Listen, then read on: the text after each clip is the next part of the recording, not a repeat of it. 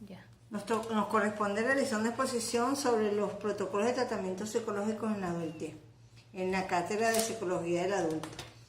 En este sentido, tendríamos que tener precisos algunos aspectos importantes para poder descubrir los protocolos de tratamiento y demás, las intervenciones bajo los modelos de psicología de la salud como se nos ha requerido, tener presente los conceptos de diagnóstico, criterios de diagnóstico, además de esos síndromes, trastornos y enfermedad.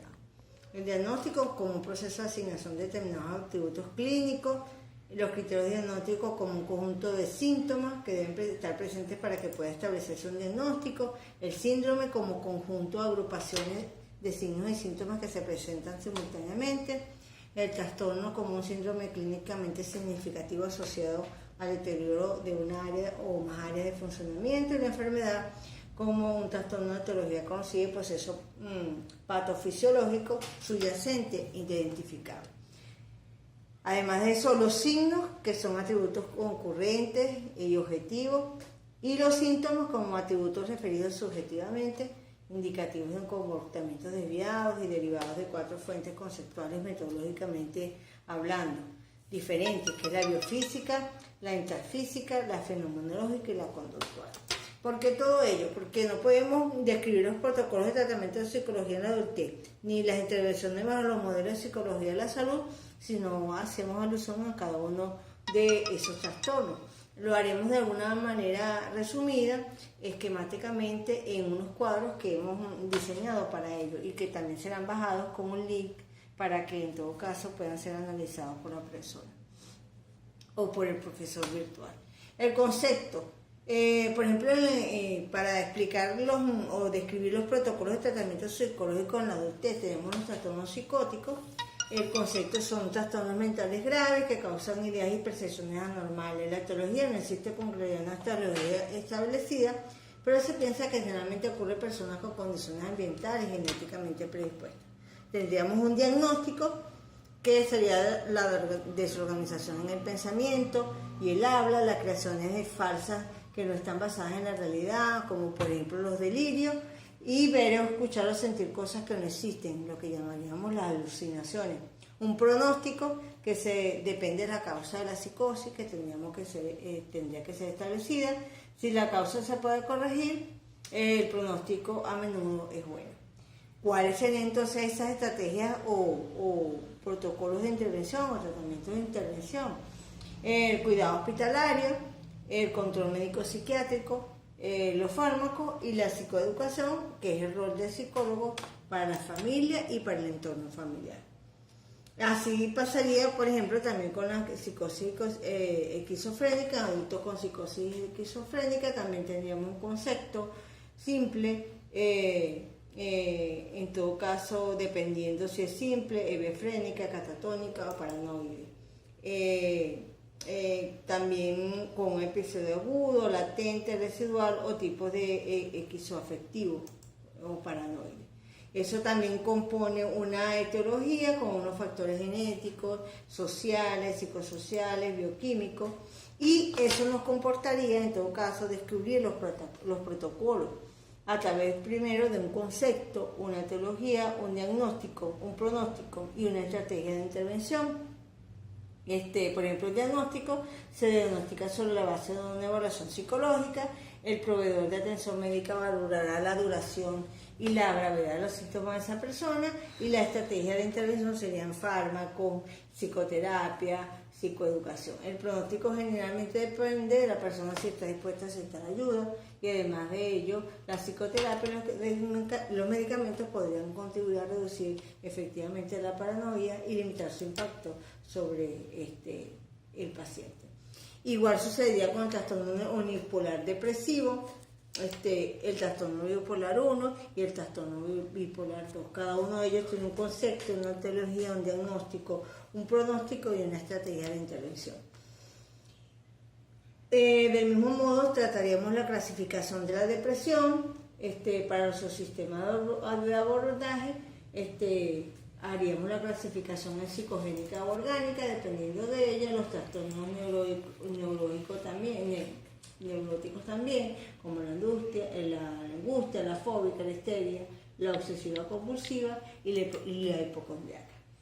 Los trastornos psicomotrices y confusionales y la farmacodependencia con la clasificación de las drogas. La tolerancia y síndrome de la abstinencia y los trastornos de la conducta sexual. ¿Qué quiero significar con ello? Que cada uno de esos trastornos tiene un protocolo y un tratamiento de la psicología para ser abordado que implica un concepto, una teología, un diagnóstico, un pronóstico y una estrategia de intervención. Igual sucede con la conducta suicida, los trastornos derivados del uso de la tecnología de la información, entre otros.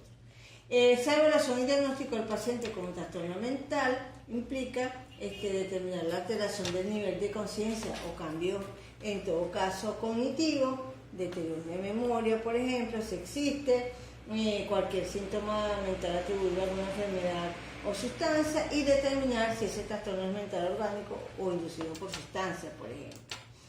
Ahora bien, ese diagnóstico viene de la palabra diagnostiquen, que significa distinguir o diferenciar. Es un medio para determinar la naturaleza de ese fenómeno patológico a través de su observación, como yo les dije, de los signos o síntomas que le son propios. Esos elementos del diagnóstico incluyen la descripción, las proposiciones sobre la etiología, la prognosis y otras consideraciones de orden terapéutico, social y teórico. Esos requisitos para el diagnóstico se dan a través de la observación sensible, la capacidad para relacionarse con el paciente, los conocimientos teóricos bien fundamentados sobre la personalidad, la psicopatología, las técnicas clínicas y la investigación. Eso, por supuesto, a través del psicólogo clínico. Los instrumentos del diagnóstico psicológico son la entrevista interactiva, los test psicológicos, la observación sistemática, la visita domiciliaria, los documentos personales, los registros institucionales. Las entrevistas pudieran darse también dentro de este proceso o componente principal de la evaluación clínica. Hay algunos aspectos esenciales de la entrevista, por supuesto que deben cumplirse: un escenario, una toma de notas, la comunicación, el inicio de la sesión, la ratificación del mismo, saber escuchar, de saber cuándo callar y el lenguaje adecuado. Todo esto nos da o nos trae a la intervención psicológica como un método para inducir cambios en el comportamiento, del pensamiento, del sentimiento de esa persona. La psicoterapia supone precisamente esa intervención en el contexto de una relación profesional-paciente y supone, en todo caso, una relación buscada por el cliente o su tutor. En algunos casos la terapia se comprende para solucionar un problema o mejorar la capacidad del individuo para enfrentar ciertos comportamientos, sentimientos o pensamientos existentes que le resultan debilitantes. ¿Cuáles son las funciones de la intervención psicológica? Por supuesto, el desarrollo y fomento de la salud, para el desarrollo y el crecimiento personal, el fomento de la salud psicológica, la reinserción de esa persona en el trabajo, en el campo social, y además de eso, su rehabilitación. La prevención como método de estrategia que está al servicio de la prevención de trastornos, prevenir cualquier trastorno. El tratamiento del trastorno pretende en todo caso disminuir así las tasas de prevalencia. Y el tratamiento y por supuesto la terapia. ¿Cuáles son las modalidades de la psicoterapia? La psicoterapia individual, que en este caso ayuda a entender al paciente sus emociones, que tenga mayor conocimiento sobre sus emociones, conducta y cómo esos pensamientos muchas veces automáticos le producen un malestar. Y además de eso, la terapia psicodinámica, que ayuda al paciente a aumentar su conciencia sobre los conflictos inconscientes o sentimientos, motivaciones, deseo y fantasía, así como sus patrones de comportamiento y de sus relaciones con los problemáticas, con el objetivo de que en todo caso pueda encontrar las alternativas o nuevas formas de relacionarse consigo mismo, pero también con los demás.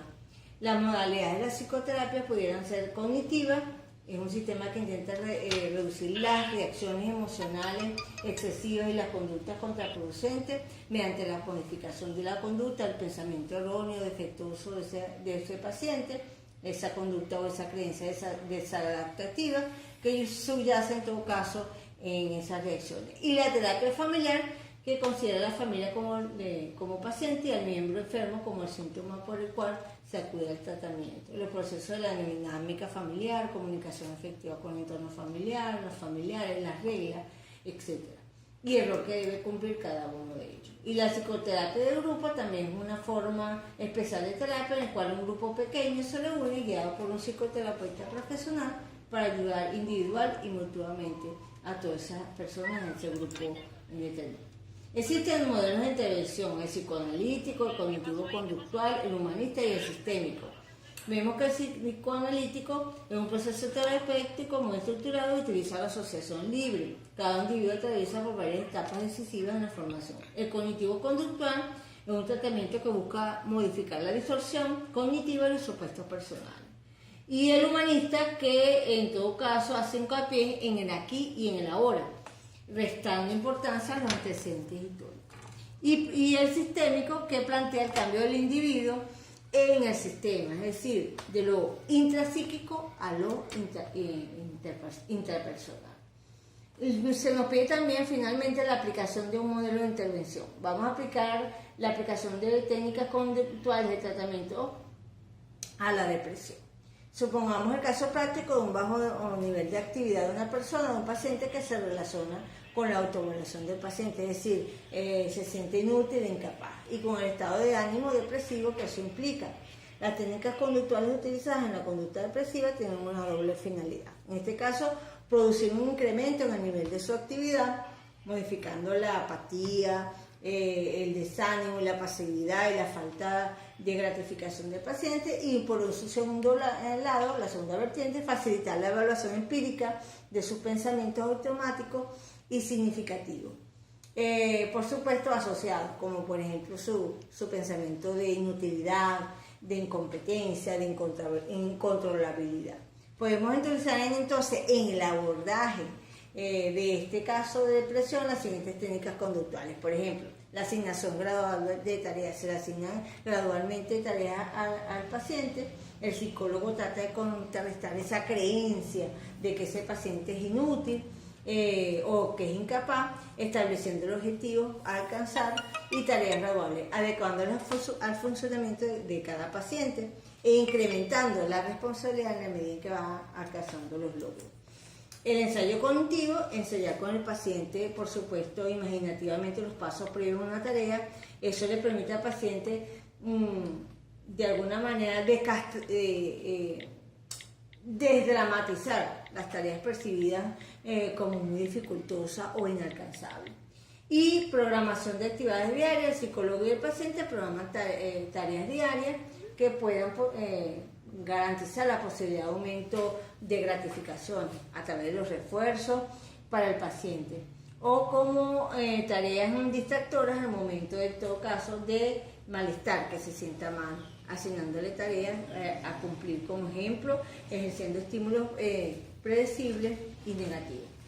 La ejecución de roles mediante el modelado y la inversión de papeles, es decir, el psicólogo puede generar puntos de vista alternativos a las condiciones disfuncionales y las habilidades y la resolución de problemas. La aplicación de técnicas cognitivas en el tratamiento de la depresión pudiera darse a través de técnicas como, por ejemplo, la recogida de los pensamientos automáticos. En este caso, el terapeuta o el psicólogo le explica al paciente un autorregistro. Normalmente se compone de 3 partes: la situación, el pensamiento y el estado emocional, para que el paciente pueda analizarlo. A veces se añade también el elemento conductual, cuando este componente es relevante. También le explica la relación que existe entre el pensamiento, el afecto, la conducta y la importancia de detectar esos pensamientos de forma automática, indicar al paciente hacerlo en un momento de perturbación emocional y muestra cómo hacerlo. Y la técnica de la triple columna sobre el autorregistro de esa a que hemos hecho referencia, una vez que se tiene esa recogida o ese registro, la evidencia que tiene para mantener un determinado pensamiento automático y generar las interpretaciones de por qué mantiene ese pensamiento automático de una forma más realista y útil. Para ello suele llevarse ese autorregistro y con 3 columnas donde anota la situación desencadenante que le produjo ese pensamiento desagradable, los pensamientos automáticos relacionados con esa situación y esas emociones negativas, y en todo caso los pensamientos alternativos que pudieran suplir a esos pensamientos negativos. Hasta aquí la exposición sobre este aspecto tan importante de la psicología del adulto. O en todo caso, en la bibliografía consta en el link que se anexará sobre la publicación que se hizo del material utilizado para esta exposición.